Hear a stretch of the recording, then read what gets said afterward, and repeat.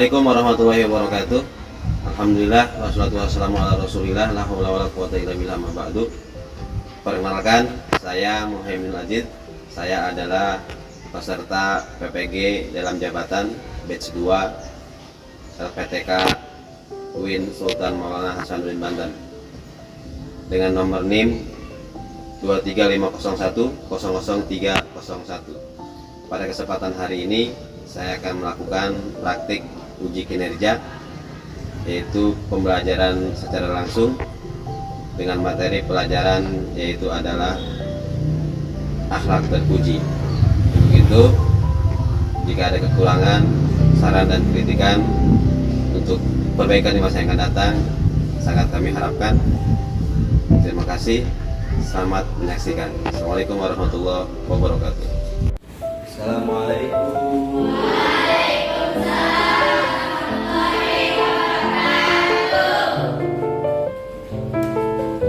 Selamat pagi.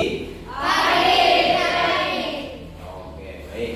Sebelum kita ke materi pembelajaran, siapa yang biasa memimpin orang dipersilakan. Waalaikumsalam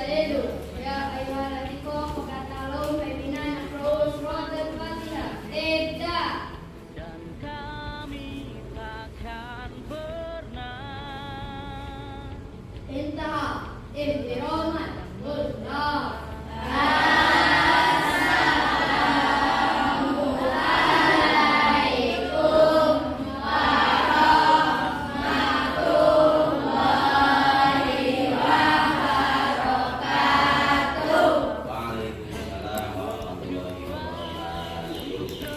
Kaifa halkum? Sabahul khair. Hari ini teman kalian ada yang tidak masuk? Hadir semua? Alhamdulillah, semuanya sehat walafiat ya. Sebelum kita lanjut ke materi, komunitas ini biar tetap semangat ya. Coba tepuk semangat.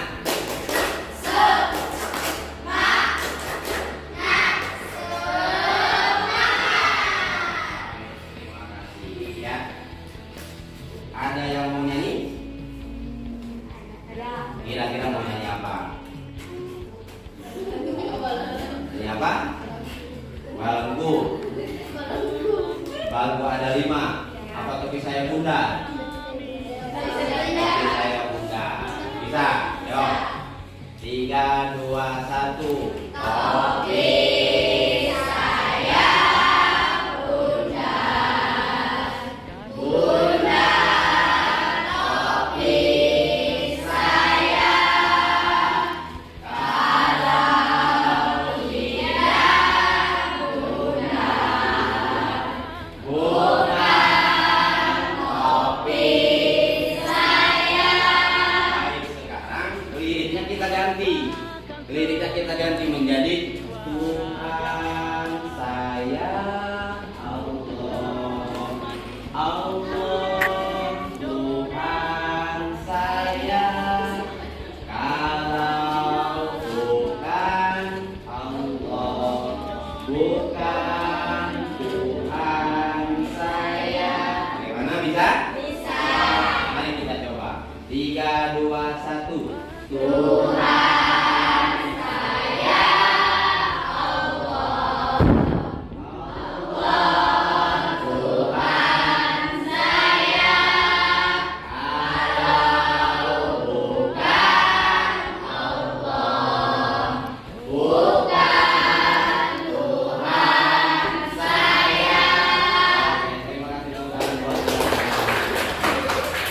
Oke, anak-anak, kita akan melanjutkan materi sebelumnya, yang mana pada pertemuan sebelumnya kita sudah membahas tentang akhlak atau pembagian akhlak. Masih ingat akhlak itu terbagi berapa? 2. Bagi 2. 1 akhlak mahmudah ya, bukan mahmudi ya. Akhlak mahmudah. Apa artinya akhlak mahmudah? Akhlak terpuji. Nah, yang kedua akhlak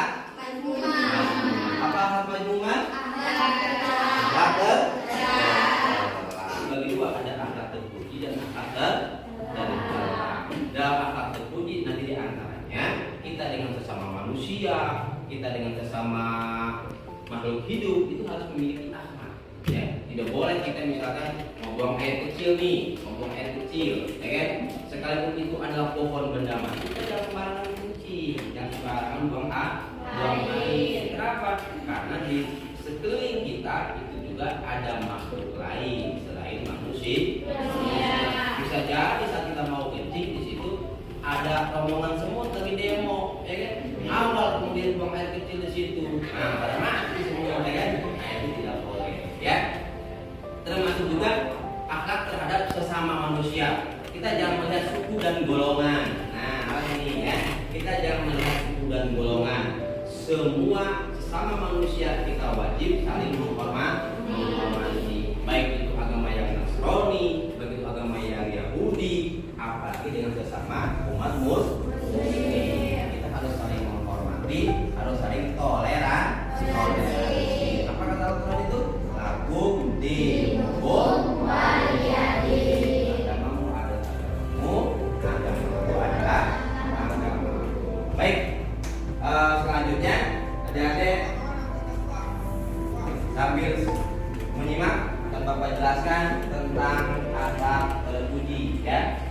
Nah, namun sebelumnya silakan dibentuk kelompok. Kita bentuk kelompok dulu sesuai dengan jumlah siswa hari ini. Kita buat 4 kelompok ya. Laki-laki menjadi 2 kelompok, perempuan menjadi 2 kelompok. Jumlahnya menjadi 4 kelompok. Baik, silakan. Mau bagaimana posisi duduknya? Sebelah sini nggak apa-apa. Kelompok 1, kelompok 2, kelompok 3 dan kelompok 4. Ya, silakan. Ya. Ya, silakan.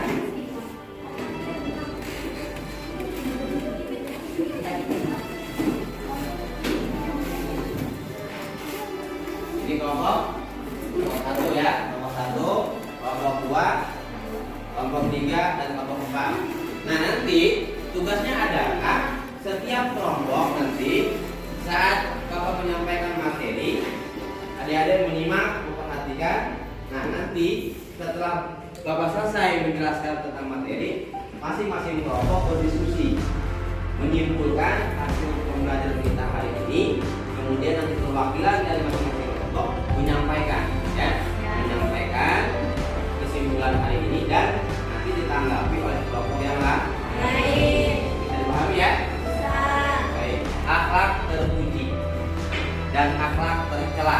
Yang tadi yang sudah sampaikan bahwa akhlak itu dari sekian banyak akhlak ini dibagi menjadi dua. Ya. Tapi pada kesempatan hari ini kita akan berfokus ke akhlak terpuji atau akhlak mahmudah, ya. Nah, pengertian akhlak. Nah, diulang kembali ini. Akhlak kalau dari segi bahasa ini adalah bentuk jamak dari kata khuluq. Karena akhlak itu bahasa Arab, ya kan?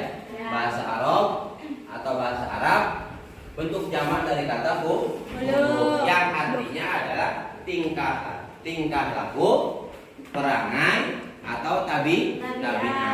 Seperti yang tadi Bapak sampaikan bahwa setiap tingkah laku manusia atau perangai ya, perangai itu kalau bahasa di kitanya apa ya? Karakter atau tabiat manusia.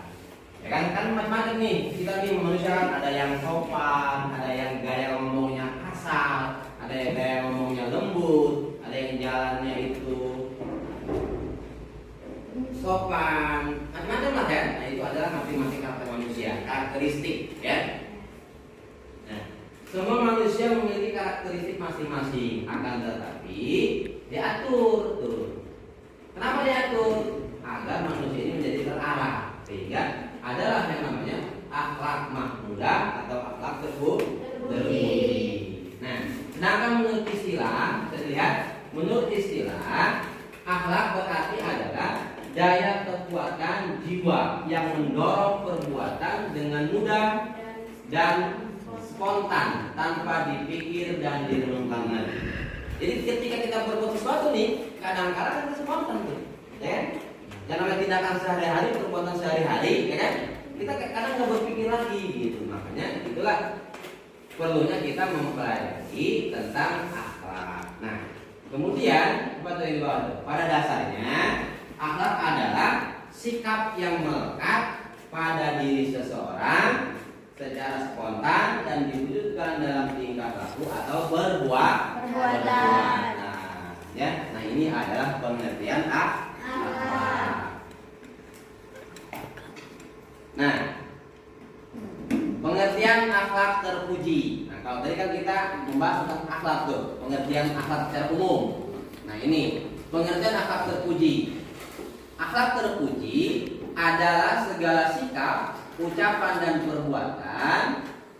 perbuatan baik manusia yang sesuai dengan ajaran Islam. Ya, bisa diulang ya. Jadi akhlak terpuji adalah segala sikap, ucapan dan perbuatan baik manusia yang sesuai dengan ajaran Islam. Karena kita ada umat Islam, kita diajarkan oleh agama kita untuk selalu berbuat kebaikan. Nah, itulah yang disebut dengan akhlak terpuji, seperti menolong teman, gitu kan? Setiap bertemu dengan yang lebih tua atau bertemu dengan sesama muslim, kita saling menyapa, ya? Coba. Ketika kita bertemu di perjalanan atau bertemu dengan teman sama muslim, maka kita dianjurkan untuk mengucapkan salam. Itu adalah bagian daripada akhlak terpuji, ya, bersama umat muslim. Nah, kemudian selanjutnya akhlak terpuji disebut juga akhlak karimah atau akhlak yang mulia. Tuh, karimah itu mulia. Jadi kalau kita perangai kita, perbuatan kita selalu berbuat kebaikan, akhlak terpuji, berarti kita itu adalah memiliki akhlakul karim. Sebagaimana Rasulullah pernah bersabda, innama bu'istu liutammima makarimal akhlak. Jadi jadi kanjeng Nabi itu, Rasulullah itu diutus oleh Allah untuk menyempurnakan akhlak. Ya. Nah, akhlak ini sangat penting untuk diterapkan dalam kehidupan sehari-hari. Nih, kenapa akhlak ini menjadi poin penting? Itu tadi, saking pentingnya akhlak sehingga Rasulullah diutus oleh Allah ke muka bumi ini diantaranya adalah untuk menyempurnakan akhlak. Yang mana yang sudah kita ketahui bersama bahwa pada saat itu kaum jahiliyah betul-betul sangat tidak memiliki akhlak. Bagaimana mereka berbuat semaunya. Ya, siapa kuat dia menjadi raja. Intinya adalah pada saat itu akhlak manusia sangat buruk, maka disebutlah dengan kaum jahiliyah, gitu kan? Ya. Alhamdulillah tuh Rasulullah diutus oleh Allah ke muka bumi sehingga sejak itu hingga saat ini manusia memiliki akhlak yang baik. Nah, adik-adik nih, anak-anakku sekalian nih, sebagai generasi muda, ya kan, sebagai anak-anak muda untuk selalu menjaga yang namanya akhlak terpuji, ya. Nah, dari sekian banyak akhlak terpuji atau akhlak mahmudah, diantaranya adalah ada yang disebut dengan husnudzon. Husnudzon ini adalah bagian atau termasuk dalam kategori akhlak terpuji. Ada yang sudah tahu apa itu husnudzon? Ya. Berbaik sangka. Nah, husnudzon itu adalah berbaik sangka. Berbaik sangka artinya kita kepada sesama manusia, sesama muslim, kalau kita belum tahu fakta yang sebetulnya, belum tahu fakta yang sesungguhnya, kita jangan menduga-duga, ya, jangan berburuk sangka. Nah, kita harus husnudzon, artinya berbaik sangka. Lawan dari berbaik sangka tadi yaitu adalah husnudzon, berburuk sangka. Ya, jadi ada baik, ada buruk. Kalau berbaik sangka berarti husnudzon, berburuk sangka adalah syuudzon. Misalkan nih, adik-adik teman-teman sering kan, misalkan awal punya teman, ya kan, punya teman berteman sama Akmal. Nah, tiba-tiba pada hari itu Akmalnya ngobrolnya cuma sama si Putih aja, nggak ngajakin si Awaludin. Nah, karena Awaludin lagi baperan, ya kan, lagi baperan, hatinya lagi lagi galau. Nah, awal itu berpikiran, kok si awal ini nggak kayak ngobrol sama saya. Dan si awal sama saya benci nih, gitu kan? Padahal belum tentu kan? Nah, itu adalah namanya syukuron.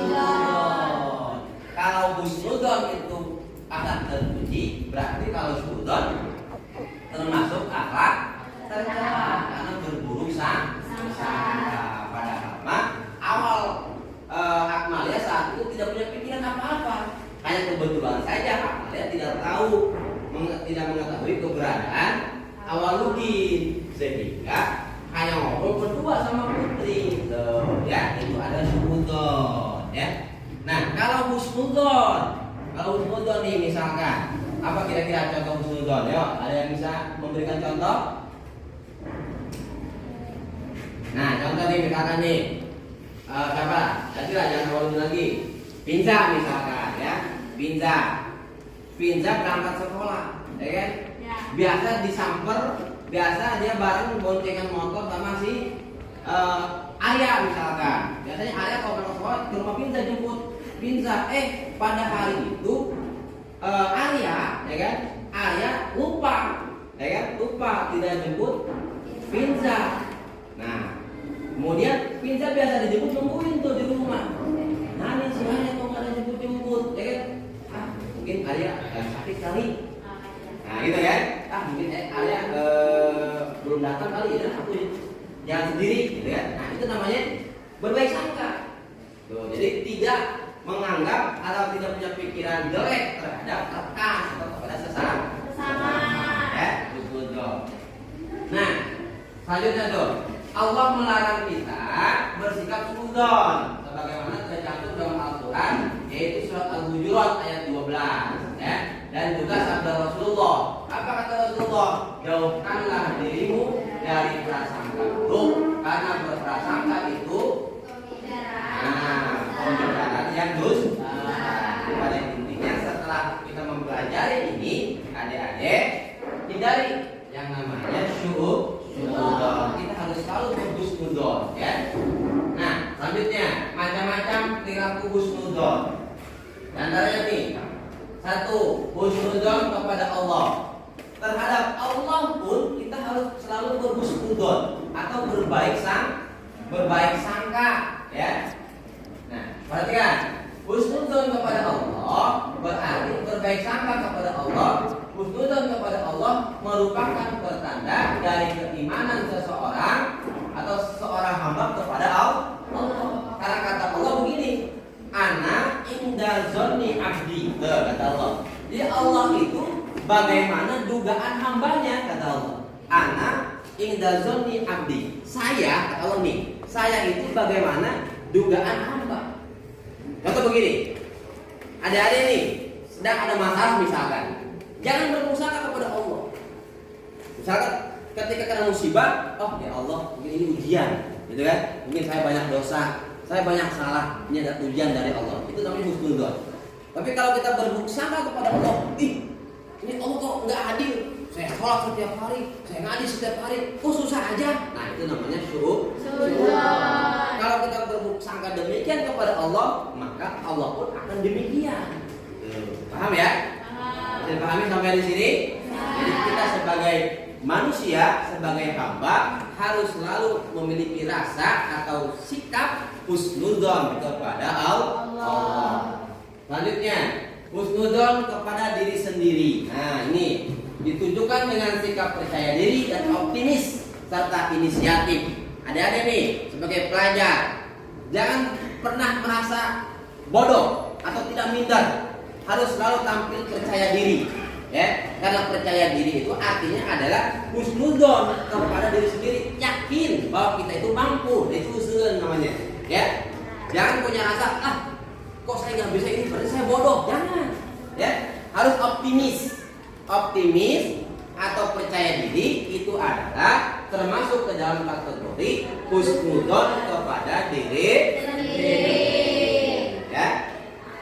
Selanjutnya, husnudon kepada sesama manusia. Nah, seperti tadi yang aku contohkan, ya. Nah, dengan cara senang, berpikir positif dan sikap hormat kepada orang lain tanpa ada rasa curiga. Kalau kita sudah curiga kepada sesama, curiga kepada teman, curiga kepada keluarga, kepada saudara, itu namanya suudzon terhadap sesama. Paham ya? Nah, jadi kepada Allah kita harus selalu berhusnudzon. Kemudian husnudzon kepada diri sendiri. Kemudian husnudzon kepada sesama manusia. Ya. Nah, ini adalah hikmah husnudzon kepada Allah. Tadi sudah disampaikan bahwa kita terhadap Allah sebagai Tuhan kita harus selalu bersikap atau punya rasa husnudzon atau berbaik sangka. Apa hikmahnya? Ini diantaranya hikmah husnudzon kepada Allah diantaranya adalah menumbuhkan rasa syukur kepada Allah atas segala nikmat. Jadi kalau kita selalu punya rasa husnudzon kepada Allah, kita akan selalu punya rasa bersyukur, tidak pernah merasa kekurangan. Tuh. Jadi sedikit kita syukuri, banyak pun kita syukuri. Nanti pada akhirnya kita tidak akan pernah mengeluh. Banyak tetangga kita, saudara kita yang susah mas ini hidup saya gitu kan. Nah, itu tidak bersyukur namanya. Kenapa? Karena nikmat yang Allah berikan itu banyak. Dan makanya dengan kita selalu berhusnudzon kepada Allah, maka rasa syukur itu akan makin bertambah kepada Allah. Karena ingat, kita lahirnya pun tidak bawa apa-apa, ya kan? Ketika kita lahir nih, dikeluarkan oleh ibu kita, bawa apa coba? Dalam keadaan telanjang bulat tanpa sehelai benang pun, ya kan? Ya. Maka sekarang nih kita pakai baju, kita pakai celana, kita punya uang, kita punya motor, kita punya mobil, itu adalah nikmat dan karunia dari Allah yang patut kita syukuri. Kemudian menambahkan rasa cinta kepada Allah. Nah, dengan selalu kita berhusnudzon, berbaik sangka kepada Allah, maka rasa cinta kepada Allah akan makin tumbuh. Apa bentuk bukti bahwa cinta kepada Allah? Dengan mentaati perintah Allah dan menjauhi larangan Allah. Itu adalah bagian daripada wujud ungkapan rasa cinta kepada Allah. Ya. Selanjutnya, menambahkan keinginan untuk berusaha memperoleh rahmat dan nikmat Allah. Nah, ini kita selalu berharap kepada Allah agar nikmat yang Allah berikan kepada kita makin bertambah, ya kan? Kemudian rahmat dan nikmat Allah terus meningkat. Mendorong manusia mencapai kemajuan. Kita tadi optimis, ya kan? Kita optimis kepada Allah, yakin bahwa Allah akan memberikan yang terbaik kepada kita. Ini adalah bagian daripada husnudzon kepada Allah. Selanjutnya, menimbulkan ketentraman. Kalau kita selalu bersyukur kepada Allah, berhusnudzon kepada Allah, berbaik sangka kepada Allah, maka akan tumbuh rasa tentram, hati menjadi tenang, tidak akan pernah galau. Dalam apapun keadaannya, kita akan selalu merasa tentram. Kenapa itu tadi? Karena kita selalu memiliki rasa berbaik sangka kepada Allah. Ya, selanjutnya menghilangkan kesulitan dan kepahitan. Nah, paham ya?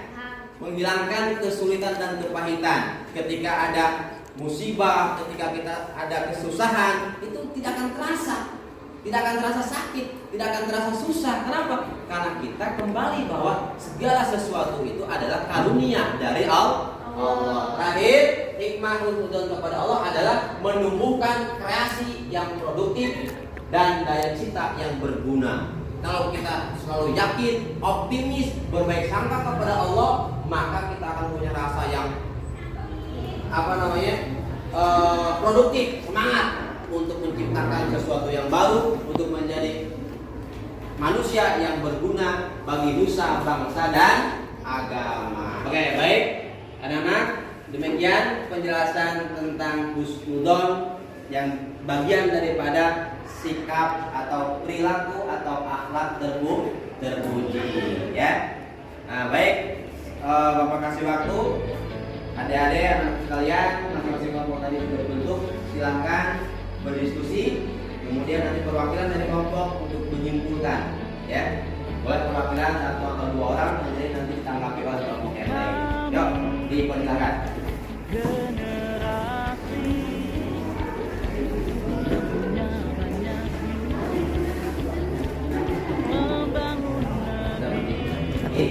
silakan dari masing-masing kelompok menyampaikan hasil diskusinya tentang materi kita hari ini. Jadi, kelompok mana dulu? Ya, Pak. Baik, silakan. Assalamualaikum warahmatullahi wabarakatuh. Saya sebagai keluarga ingin menyampaikan kesimpulan bahwasanya kita sebagai manusia harus memiliki perilaku yang baik atau tertib. Salah satunya perilaku husnuzon agar hidup kita bisa lebih terarah dan berkah. Terima kasih. Wassalamualaikum warahmatullahi wabarakatuh. Waalaikumsalam. Ya. Dari kelompok yang lain ada yang mau menanggapi apa yang disampaikan oleh kelompok 3? Silakan. Baik, silakan.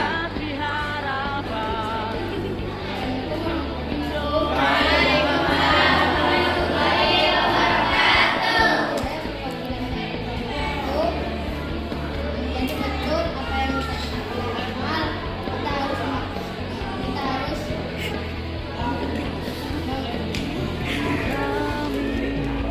memiliki akhlak yang tinggi. Jadi kita sebagai manusia harus mengamalkan akhlak yang tinggi. Karena manusia itu adalah makhluk sosial yang saling membutuhkan satu sama lain. Kemudian saya